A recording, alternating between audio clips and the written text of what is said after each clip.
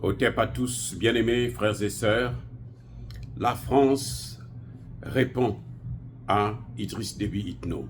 La France répond à Kaka Déby. L'Occident répond à Kaka Déby.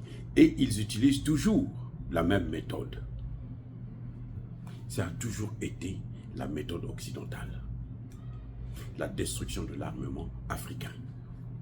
C'est ça leur... C'est-à-dire que pour eux, c'est une obsession, c'est une haine contre l'armée africaine, contre l'équipement africain. Il faut toujours réduire l'Afrique à des pays qui n'ont pas d'armée, pour que eux, ils puissent toujours être là. Je vous fais savoir qu'à peine hier, un dépôt d'armes a explosé en N'Djamena. Le plus grand stock d'armement tchadien a explosé, c'est allé en fumée. Je ne vous avais pas dit qu'au Congo-Brazzaville, c'était eux. En mars, je crois, 2016, il y a eu l'explosion des armes. Ça, ce sont les armes qui ont servi à la guerre de 1997 qu'il fallait tout enlever pour neutraliser l'armée congolaise. Comme ça, en cas de, s'ils veulent intervenir au Congo, ils peuvent intervenir sans problème. Et ce n'est pas les Rwandais qui vont venir sauver qui que ce soit au Congo. Ne vous attendez pas, parce que les Rwandais, ce qu'ils font, ce qu'ils feront au Congo, Brazzaville, c'est exactement ce qu'ils sont en train de faire au Congo démocratique. Les mêmes causes là produisent les mêmes effets. Il faut être naïf pour ne pas comprendre cela.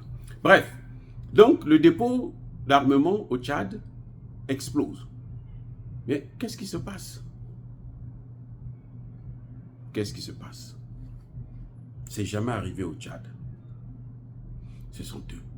Les Tchadiens ont chassé les Américains. Les Français savent que leur tour arrive bientôt. Alors, ils réagissent. Ça, c'est une réponse à Kaka Déby pour son voyage en Russie, pour la présence des Russes au Tchad. Ça, c'est la réponse. C'est comme ça qu'ils répondent toujours. Ça a toujours été comme ça. Ce n'est pas la première fois et ce ne sera pas la dernière fois. Ça a toujours été comme ça et ce sera toujours comme ça. Avec eux. Eux, vous savez de qui je parle. Les mêmes qui nous ont pris en esclavage, qui nous ont colonisés, qui nous ont néocolonisés et qui veulent maintenant nous recoloniser. Maintenant, il faut tirer les leçons. Il faut tirer les leçons.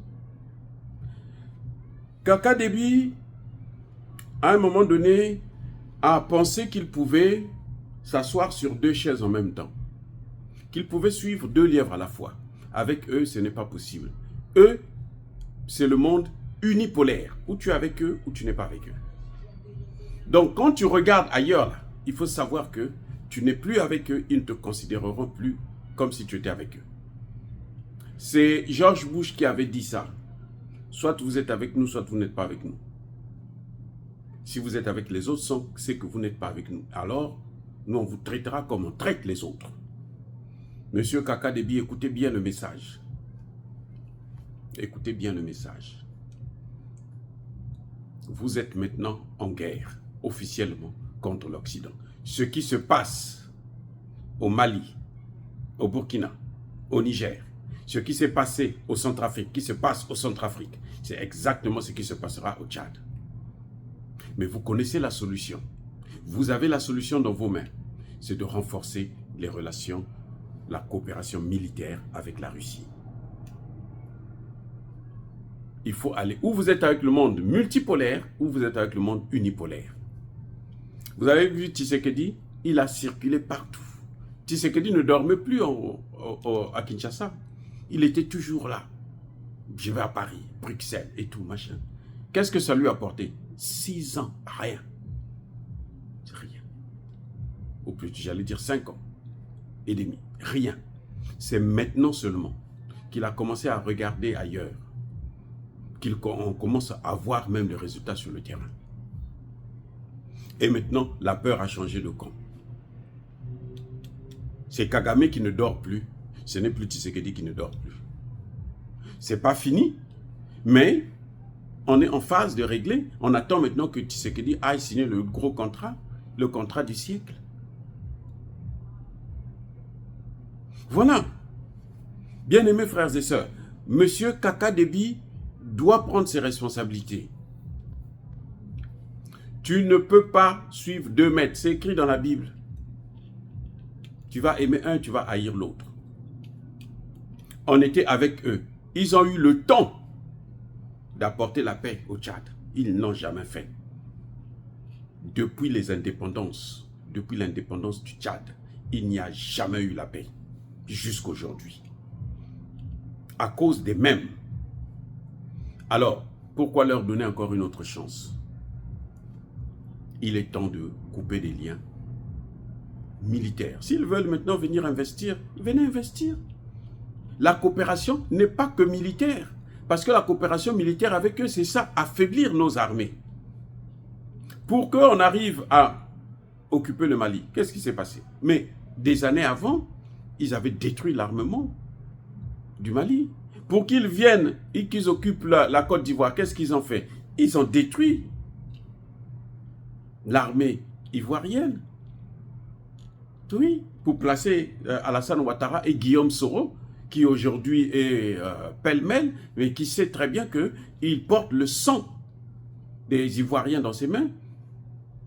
Il a fallu détruire l'armée. Alassane Ouattara et Guillaume Soro lui ont donné cette occasion. Voilà.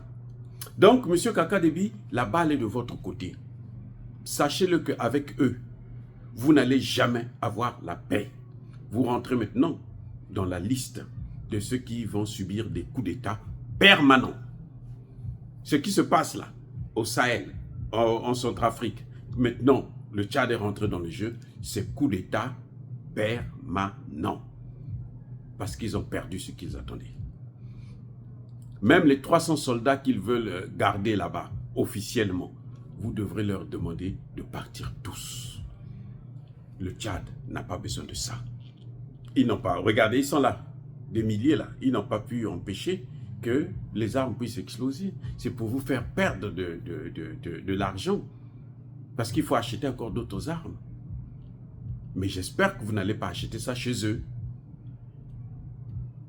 Voilà, prenez de la graine. Bonne chance.